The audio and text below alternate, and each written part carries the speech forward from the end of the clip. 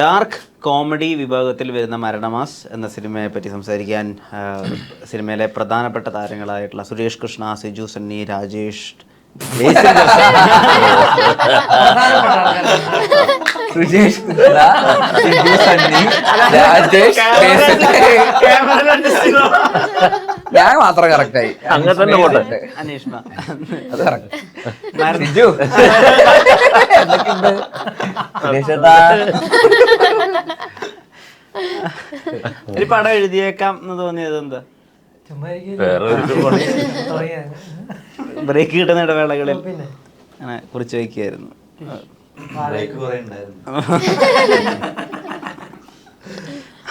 അല്ല, ഈ മറ്റേ ഇൻസ്റ്റാഗ്രാമിലെ കണ്ടന്റ് ക്രിയേറ്റ് ചെയ്യുന്ന സമയത്ത് ഇങ്ങനെ സ്പാർക്ക് ഒക്കെ കിട്ടിയായിരുന്നോ? ഇല്ലില്ല, അങ്ങനെ സിനിമ എഴുതാൻ പറ്റുമോ എന്നൊന്നും എനിക്കറിയത്തൊന്നുമില്ല. പണ്ട് ആൾക്കാരൊക്കെ പറഞ്ഞത് ഒത്തിരി വായിക്കണം, എന്നാലേ സ്ക്രിപ്റ്റ് എഴുതാൻ പറ്റുമെന്നൊക്കെ ഉള്ളതുകൊണ്ട് ഞാനധികം വായനയൊന്നും ഇല്ലാത്ത ഒരാളാണ്. അപ്പം ഞാൻ കൂടുതലായിട്ട് അതിനെ പറ്റും. പക്ഷെ കഥകൾ ഇങ്ങനെ ചുമ്മാ എന്നൊക്കെ പറയും. ഇതൊക്കെ എങ്ങനെയൊക്കെ എഴുതി തീർന്നു. എങ്ങനെയൊക്കെ എഴുതി കണ്ടിട്ട് ഞാൻ ആൾക്കാർ പറയും. അതെ, ഉറപ്പായിട്ടും. അതെല്ലാ പടങ്ങളും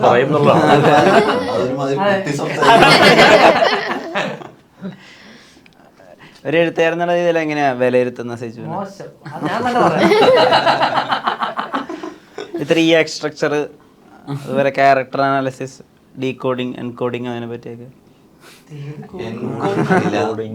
ഇല്ല, ക്യാരക്ടർ അങ്ങനത്തെ ഭയങ്കര ഡെപ്ത് അല്ലെങ്കിൽ ഭയങ്കര ലേയേഴ്സ് അങ്ങനെയുള്ള കാര്യങ്ങളിൽ നിന്നുള്ള രീതിയിലല്ല മൊത്തത്തിൽ ഇതിൻ്റെ ഒരു ഇത്. കുറച്ചുകൂടെ സിജുയുടെ സ്ട്രെങ്ത് യൂസ് ചെയ്യുന്ന പോലത്തെ ഒരു റൈറ്റിംഗ് ആണ്. ബേസിക്കലി റീൽസ് സിജു അങ്ങനത്തെ ഒരു സ്പേസിൽ നിന്ന് വന്ന ആൾക്കാരാണല്ലോ. ഈ സോഷ്യൽ മീഡിയ, റീൽസ് അങ്ങനെ ഇങ്ങനെയൊക്കെ ആയിട്ടുള്ള ഒരു കണ്ടന്റ് ഇപ്പോഴത്തെ ഒരു വേറൊരു രീതിയിലുള്ള. അപ്പോൾ അത്തരത്തിലുള്ള സീനുകളും പാരഡികളും സ്പൂഫ് സ്വഭാവമൊക്കെ ഉള്ള, സർക്കാസമൊക്കെ ഉള്ള, നമ്മൾ സോഷ്യൽ മീഡിയയിലേക്കുള്ള പോപ്പുലർ ആയിട്ടുള്ള അങ്ങനത്തെ മറ്റേ ക്യാരക്ടേഴ്സ്, സോഷ്യൽ മീഡിയ ലിങ്കോ, സോഷ്യൽ മീഡിയ ആയിട്ടുള്ള ഒരു കണക്ഷനും പോപ്പ് കൾച്ചറും ഒക്കെ ആയിട്ട് ബന്ധപ്പെട്ട് നിൽക്കുന്ന പോലെ ഇപ്പോൾ ടീസർ കാണുമ്പോഴും ഒക്കെ നമുക്കറിയാലോ, മറ്റേ സിവിക് സെൻസ് എന്ന് പറയുന്ന ടീസർ, അല്ലെങ്കിൽ ട്രെയിലറിലൊക്കെ അത്തരത്തിലുള്ള സൂചനകളുണ്ടല്ലോ. അപ്പൊ അങ്ങനെയൊക്കെ ആയിട്ടുള്ള ഒരു ഒരു ഒരു സ്പേസിൽ നിൽക്കുന്ന ഒരു റൈറ്റിംഗ് ആണ്. സിജുയുടെ സ്ട്രെങ്ത് നന്നായിട്ട് സിജു യൂസ് ചെയ്തിട്ടുണ്ട്. ഈ ട്രെയിലറിനകത്തെ ഈ angry young super star, sad super star, naughty super star എന്നൊക്കെയുള്ള പ്രയോഗങ്ങൾ ശരിക്കും സ്വയം ട്രോളുന്ന വേണ്ടിയിട്ട് വെച്ചു കൊടുത്തതാണോ അതോ ഇവരുടെ ഐഡിയ ആണോ അത്? അത് ഇവരായിട്ട് വെച്ച് ഞാനായിട്ട് ഇതൊക്കെ ഇതാണ് കൂടുതൽ പരിചയമുള്ളവരുമായിട്ടൊക്കെ സിനിമ ചെയ്യുമ്പോൾ ഉണ്ടാവുന്ന പ്രശ്നങ്ങളാണ്. കൂടെ തരുന്ന പണികളാണ്. പ്രൊഡ്യൂസ് ചെയ്യുന്നത് ടൊവിനോ ആണ്, സംവിധാനം ചെയ്യുന്നത് എൻ്റെ സിനിമയിൽ സഹസംവിധായകനായിട്ട് വർക്ക് ചെയ്തിരുന്ന ശിവപ്രസാദാണ്, സിജു സോണിയാണ് ഇത് എഴുതുന്നത്. ഇതിൽ കൂടുതൽ നമുക്ക് പാരപണിയാൻ വേറെ പുറത്തുനിന്ന് ആൾക്കാരുടെ ആവശ്യമില്ല. അതുകൊണ്ട് പറ്റാവുന്ന രീതിയിലൊക്കെ അവരെനിക്ക് നല്ല രീതിയിൽ പണി തന്നിട്ടുണ്ട്. ഇപ്പൊ ട്രെയിലറിൽ കണ്ടത് മാത്രമല്ലാതെ ബാലൻസിങ് സ്റ്റാർ എന്നും പറഞ്ഞ സിനിമയിൽ ഇടക്കിടയ്ക്ക് ഇങ്ങനെ വരുന്നുണ്ട്. ഞാനത് എഡിറ്റ് മറ്റേ ഡബ് ചെയ്യാൻ നേരത്താണ്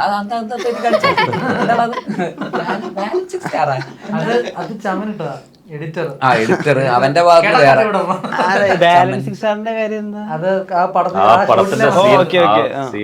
അങ്ങനെ ഒരു പ്രത്യേക തരം വിനോദങ്ങൾ എന്തൊക്കെയാണോ എന്തെങ്കിലൊക്കെ ആട്ടെ. ഈ മരണമാസം നടക്കുന്ന സമയത്തല്ലേ ഈ കൺവിൻസിംഗ് സ്റ്റാർ പ്രതിഭാസം നടക്കുന്നത്? അത് സെറ്റിൽ ഭയങ്കര ഒരു ഓളമായിരുന്നല്ലേ?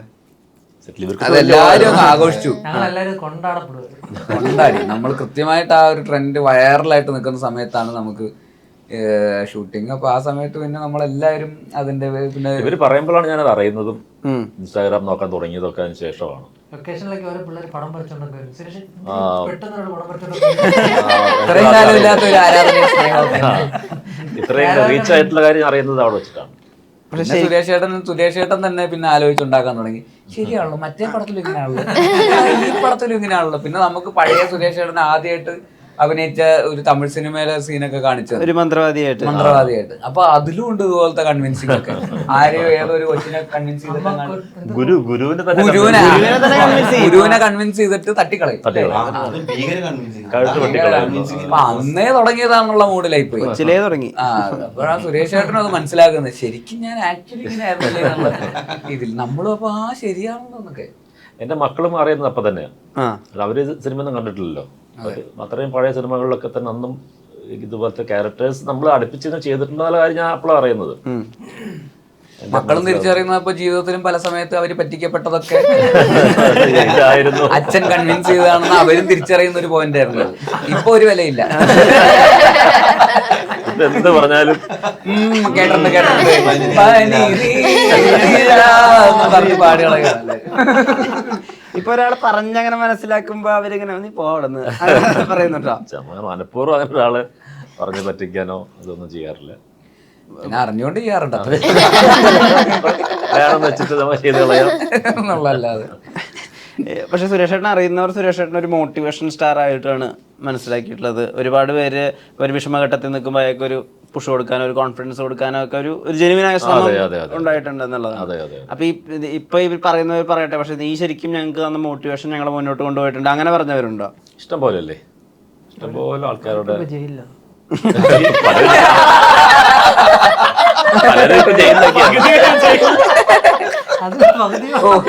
കഴിഞ്ഞ 3 ദിവസമായിട്ട് നീ ആദ്യമായിട്ടൊരു നല്ല തമാശ സന്തോഷമാണ്. ഞാൻ ഇവിടെ പറഞ്ഞ വിഷമം അതന്നല്ലേ എടാ ഒരു കോംപ്ലിമെന്റ് നീ എനിക്ക് എന്തിനാണാ പണിയാ നല്ല കൂട്ടത്തിൽ ബാക്കിങ്ങളെ പറയുന്നത് അല്ല, പൊതുവേ ഒരു കെയറിങ് അല്ലെങ്കിൽ അങ്ങനത്തെ ഒക്കെ ഉള്ളൊരു ഇതുള്ള ആളാണ്. എൻ്റെ അടുത്ത സുഹൃത്തുക്കളൊക്കെ എന്നെ സ്കൂൾ ഹെഡ്മാസ്റ്റർ എന്നാ പറയാ. കാരണം ഒരു സ്ഥലത്തേക്ക് യാത്ര ഇറങ്ങി പോകാന്നുണ്ടെങ്കിൽ തന്നെ ഞാൻ എല്ലാവരുടെ കാര്യങ്ങൾ നോക്കി കെയർ ചെയ്ത് തിരിച്ച് സേഫായിട്ട് എത്തണ വരെയും എൻ്റെ മൈൻഡിൽ മുഴുവൻ ഇങ്ങനത്തെ കാര്യങ്ങളൊക്കെ ആയിരിക്കും. അല്ലാതെ വെറുതെ ഒരു നല്ല ഒരുപാട് സൗഹൃദങ്ങളൊക്കെ ഉള്ള ആളാണ് സുരേഷ്. സൗഹൃദങ്ങൾ നന്നായിട്ട് കാത്തു സൂക്ഷിക്കുന്ന ആളും കൊണ്ടുപോകുന്ന ആളുമാണ് സുരേഷ്. അതിപ്പോ പ്രായം എന്നുള്ളതൊന്നുമില്ല, എല്ലാവരുമായിട്ടും പെട്ടെന്ന് സിങ്ക് ആവുന്ന തരത്തിലുള്ള. അപ്പൊ നമ്മുടെ ആണെങ്കിലും ഇപ്പൊ നമ്മുടെയൊക്കെ ഇപ്പൊ നമ്മുടെ പ്രീ പ്രൊഡക്ഷൻ ഫ്ലാറ്റിൽ നിന്ന് ഇറങ്ങുന്നില്ല, അവസാനം വീട്ടിൽ പോ. അല്ല, ഇവരൊക്കെ നേരത്തെ പരിചയമുള്ള ആൾക്കാരാ. എന്നെ സംബന്ധിച്ച് ഇവരൊക്കെ എനിക്ക് അധികം അടുത്ത് അറിയുന്ന ആൾക്കാരല്ലായിരുന്നു. ഈ സിനിമയിലാണ് ഞാൻ കൂടുതൽ അടുക്കുന്നത്. അപ്പോൾ അവർക്കും എന്നെ ഒരു മാറ്റി നിർത്താൻ അവസരം കൊടുക്കരുത്, എനിക്കും അവരെ കൂടെ കൂടണം എന്നുള്ളത് കൊണ്ട് ഞാൻ നേരത്തെ ഷൂട്ടിന് മുമ്പ് തന്നെ ഞാൻ ഇവരുടെ ഫ്ലാറ്റിൽ പോയി ഇവരുമായിട്ടൊന്ന് കമ്പനിയായി. ഈ സുരേഷിന്റെ ന്യൂ ജനറേഷൻ സിനിമയ്ക്കുള്ള വരവും അതായിട്ട് സിങ്ക് ആയത് ഞാൻ പലപ്പോഴും കുറച്ച് അതിശയത്തോടുകൂടി നോക്കിയിട്ട്. കാരണം ഇപ്പൊ സിദ്ദിഖ് ലാലിലെ ലാലൊക്കെ യങ് ജനറേഷനായിട്ട് സെറ്റ് ആവുക സിങ്ക് ആവുക നമുക്ക് ഉൾക്കൊള്ളാൻ പറ്റും. കാരണം ലാലിനുള്ളിൽ നമ്മൾ കാണുന്ന ലാൽ സാറിന്റെ സ്വഭാവത്തിൽ ആ ജോവിയൽ നേച്ചറുണ്ട്. നമ്മൾ കാണുന്ന സുരേഷ് ചേട്ടനിൽ സിനിമകളിലൊക്കെയും ചതിയനാണ് ഒരുവിധം. ആ നേച്ചർ നമ്മൾ കണ്ടിട്ടില്ല. പക്ഷെ ഹണിബി തൊട്ട് അങ്ങോട്ടും ഇങ്ങോട്ടും ഈ ന്യൂ ജനറേഷൻ പിള്ളേരായിട്ട് പെർഫെക്റ്റ് സിങ്ക് ആയി. അത് ആ ചെറുപ്പം അങ്ങനെ ഉള്ളിൽ എല്ലാ ഏജ് കാറ്റഗറി ഉണ്ട്. ബേസിൽ പറഞ്ഞ പോലത്തെ ഇപ്പൊ ലാലേട്ടൻ എനിക്ക് വളരെ അടുത്ത ഒരു സുഹൃത്താണ്, ചേട്ടനെ പോലെയാണ് പുള്ളി. അല്ലെങ്കിൽ ഇപ്പൊ സിജു ഏറ്റവും പുതിയ തലമുറയിലുള്ള സൂക്ഷിക്കുന്ന ആൾക്കാരാണ്. അവരും എന്റെ കമ്പനിക്കാരാണ്, എല്ലാവരും നമ്മുടെ കമ്പനിക്കാരാണ്. ഞാൻ ഈ പറഞ്ഞ പോലെ എല്ലാ കൂട്ടത്തിലേക്കും ജെൽ ചെയ്ത് പോകുന്ന ഒരാളാണ്. സുരേഷിന്റെ ഒരു സ്ട്രെങ്ത് ആയിട്ട് എന്താ കാണുന്നത് ആസ് ആൻ ആക്ടർ? എക്സ്പീരിയൻസ് തന്നെയാണ് അത്. നമ്മള് ഞാനെപ്പോഴും കഴിഞ്ഞ ഇന്റർവ്യൂ പറഞ്ഞാൽ നമുക്ക് നമ്മള് ഡയലോഗ് പറഞ്ഞിട്ട് പോകുന്നതല്ല അഭിനയം എന്നുള്ളതൊക്കെ സുരേഷ് ചേട്ടനൊക്കെ ചെയ്യുമ്പോഴാണ് നമുക്ക് മനസ്സിലായത്. ഡയലോഗ് പറയുന്നതാണെങ്കിലും ക്യാമറ എവിടെയിട്ടിരിക്കുന്നു, അതിനെങ്ങനെ ഫേവർ ചെയ്യണം എന്നൊക്കെ ഉള്ളതൊക്കെ സുരേഷ് ചേട്ടനാണ്. പിന്നെ നമ്മൾ ചെയ്യുമ്പോഴും പറയും ഇങ്ങോട്ട് മാറി നിന്നിട്ട് ഇങ്ങനെ പറ, അപ്പോൾ ടൈമിങ്ങിന്റെ കാര്യങ്ങളൊക്കെ പറഞ്ഞു തരും. സുരേഷ് ചേട്ടനുള്ള ഒരു അൺഎക്സ്പ്ലോർഡ് ആക്ടർ ഉണ്ട് ഇനിയും. തേച്ചാൽ ഇനിയും എനിക്ക് എടുക്കാം.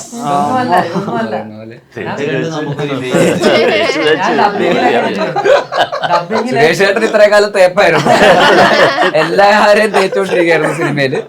ഇനി സുരേഷ് ചേട്ടനെ തേച്ചാൽ കുറച്ചുകൂടെ മിനിങ്ങാം. സണ്ണിയിലൂടെ അതിനൊരു തുറക്കാവട്ടെ.